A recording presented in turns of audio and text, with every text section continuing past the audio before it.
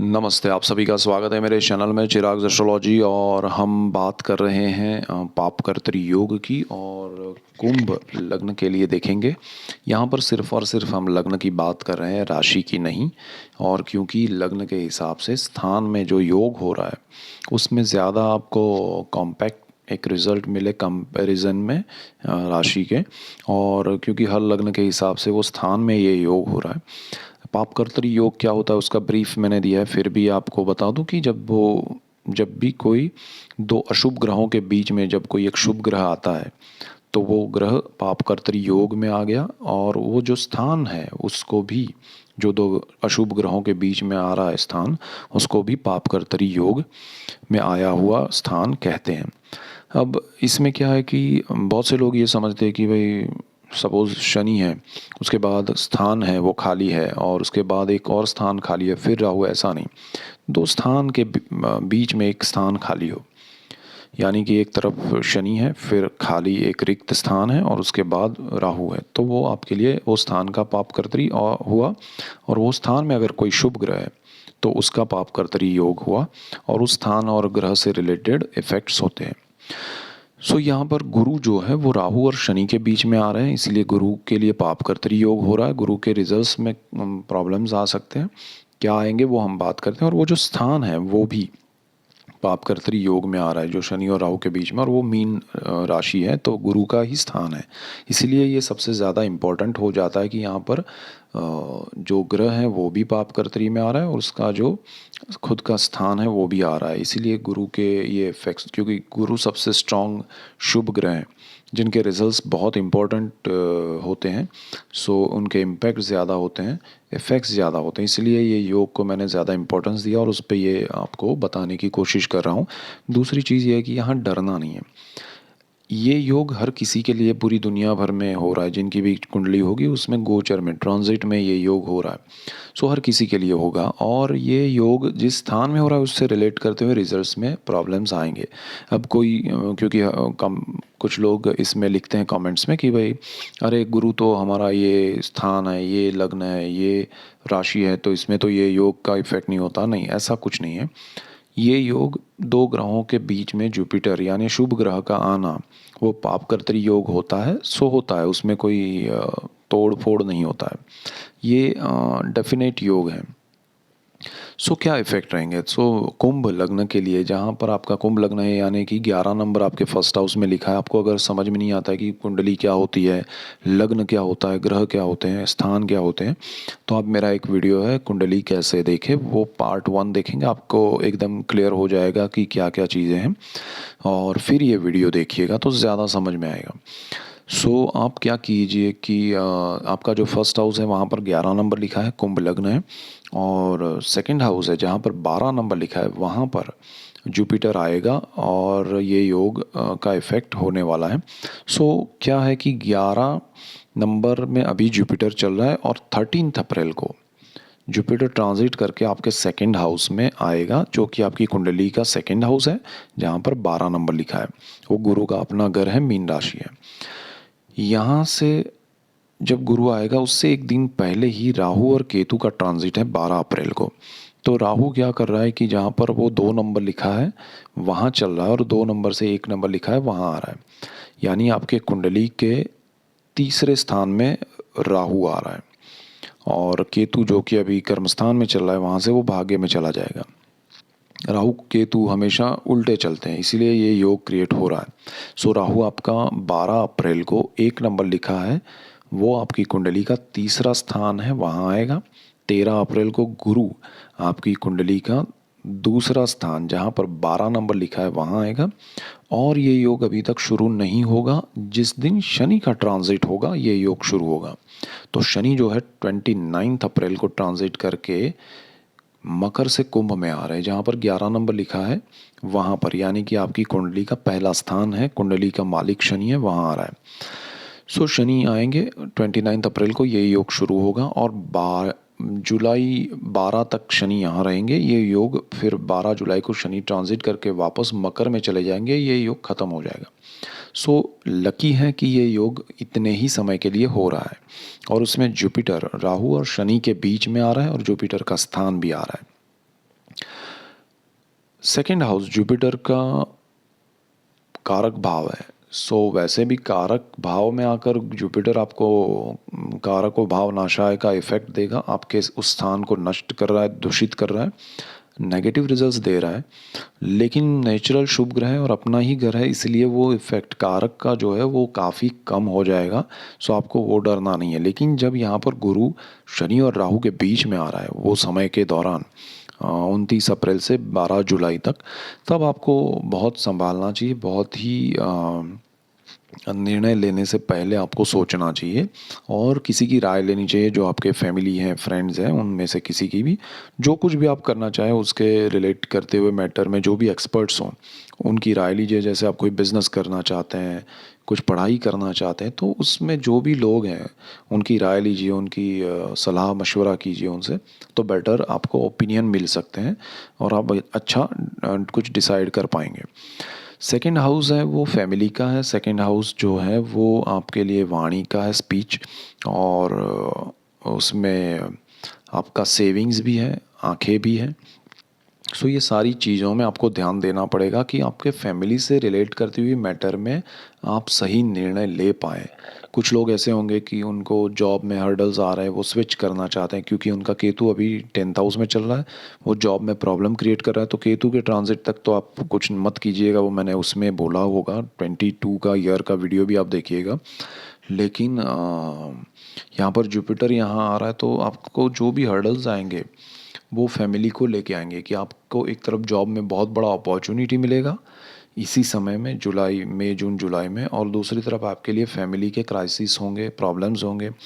हो सकता है किसी के पेरेंट्स हों, अकेले छोड़ के नहीं जा सकते हैं। हो सकता है वाइफ और बच्चे हों, उनको छोड़ के दूसरी जगह पे जाना मुश्किल हो। एनी काइंड ऑफ रीज़न आप उसमें डिसाइड करने में स्ट्रेस अनुभव करेंगे, तकलीफ़ होगी आपको कि अरे ये अब मैं करूँ तो क्या करूँ। तो ये समय में अगर आपको लग रहा है कि बहुत बड़ा इसमें बेनिफिट नहीं है, तो फिर थोड़ा समय के लिए आप पोस्टपोन कर सकते हैं, जुलाई मिड तक भी, इवन 15 जुलाई तक तो ठीक है, आप वो करें तो उसके बाद आप बाकी का ज्वाइनिंग कीजिएगा या ऐसा। अब देखिए, जिनका इस समय में फिक्स है कि भाई ज्वाइनिंग है, शादी है, या कुछ और भी है, तो वो फिक्स है, तो उसमें कोई बदलाव हम आप कोई नहीं कर सकता है। लेकिन हाँ, उसमें जो प्रिकॉशंस लेने हैं वो लें। यही मेरा ये वीडियो बनाने का तात्पर्य है कि आप ये समय में अलर्ट रहें, आप सतर्क रहें। ये समय को आप इस तरह से ना लें कि कुछ नहीं है, जाने दो, हो जाएगा, ऐसा नहीं है। क्योंकि ये योग ऐसा है, और ये योग जुपिटर के स्थान का और जुपिटर दोनों का हो रहा है, और पापकर्तरी योग में गुरु का वो स्थान तो आ रहा है, लेकिन वो कारक भाव भी है।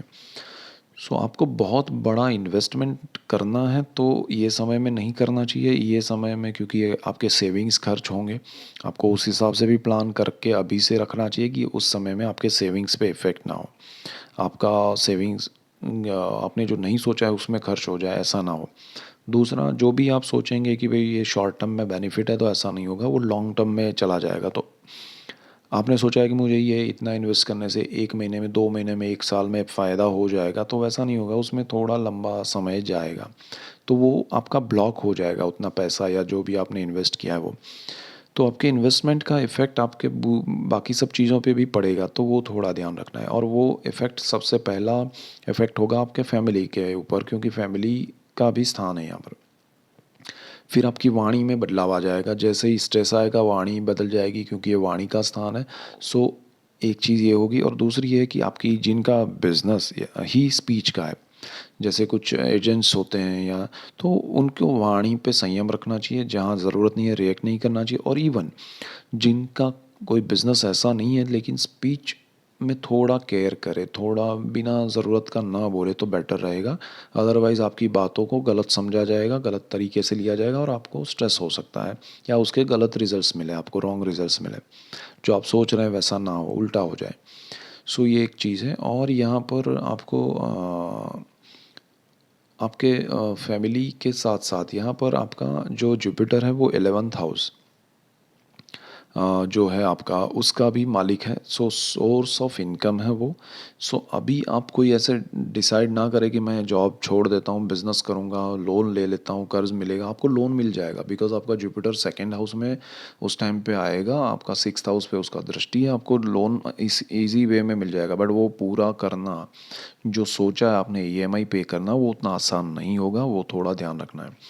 आपके इनकम को लेके अगर आप कोई बहुत बड़ा ऐसा कुछ सोच रहे हैं कि जंप मिल जाएगा, मुझे यहाँ से कुछ अमाउंट ज़्यादा मिल रहा है तो मैं यहाँ से स्विच कर जाऊँ, तो ये समय में आपको जब तक 100% श्योरिटी ना हो मत कीजिएगा। क्योंकि जुपिटर आपका जहाँ 9 नंबर लिखा है वो आपका सोर्स ऑफ इनकम है, उसका भी मालिक जुपिटर है जो कि कैप्चर हो रहा है यहाँ पर आपके सेकंड हाउस में शनि और राहु के बीच में।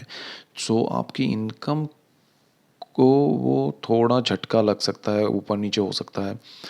हो सकता है आप यहाँ पर रिज़ाइन करें वहाँ स्विच करने के लिए, लेकिन वहाँ बोले कि आप थोड़ा होल्ड कीजिए और फिर वो 1-2 महीने, भले 2 महीने 3 महीने के बाद शुरू हो जाए, लेकिन वो 3 महीने आपके लिए टफ ना हो जाए, ये एक समझ के चलना है। इसका एस्ट्रोलॉजी का बेनिफिट ये है कि हमको उस समय को ऑब्जर्व करना है, उसको समझना है, उसके अकॉर्डिंग थोड़ा अलर्ट रहना है, सतर्क रहना है। दूसरा, यहाँ पर गुरु की जो दृष्टियाँ हैं वो अच्छी हैं। गुरु की दृष्टियों में बहुत फ़र्क नहीं आएगा, लेकिन हाँ, उनके रिजल्ट्स में थोड़ा जो एक फ़्लो चल रहा है वो कम होगा। यानी कि अगर आपको मैं कहूँ कि गुरु की दृष्टियाँ यहाँ पर छठे भाव पे हैं, तो आपको लोन मिल जाएगा, लेकिन लोन में आपने सोचा है कि मुझे 10 रुपया मिले, तो वो 8 ही मिलेगा।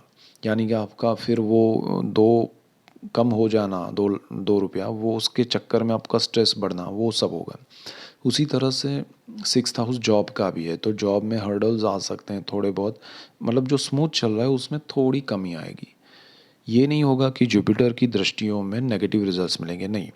ये होगा कि जो अच्छा चल रहा है उसकी दृष्टि जहाँ जहाँ पर उन स्थानों में अच्छा चल रहा है तो उस अच्छाई में कमी आएगी। सो आपको जो स्मूथनेस है वो कम लगेगी।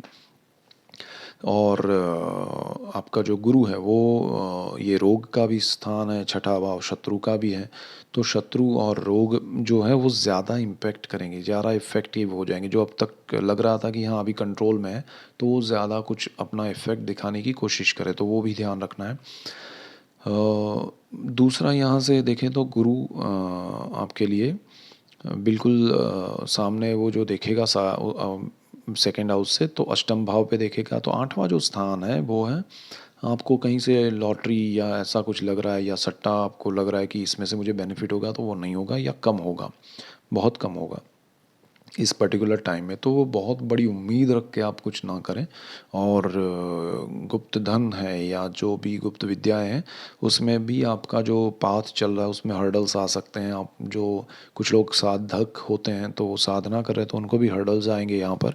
सो वो एक प्रॉब्लम क्रिएट हो सकता है। अपने पैतृक जो संपत्ति होती है अपने पेरेंट्स की, फॉर फादर की, वो आसानी से मिलने वाली है, उसमें हर्डल्स आ सकते हैं या उसमें रुकावटें ऐसी आएगी भी डिले हो जाए। मिलेगी ज़रूर, जुपिटर जब भी ये योग से बाहर निकलेगा आपको मिलेगा, लेकिन तब तक के लिए आपको बहुत सारे सवाल आएंगे, प्रॉब्लम्स आएंगे, उसमें से निकलना पड़ेगा। एक जर्नी अलग रास्ते से होके गुजरेगी, तो वो ध्यान रखना है।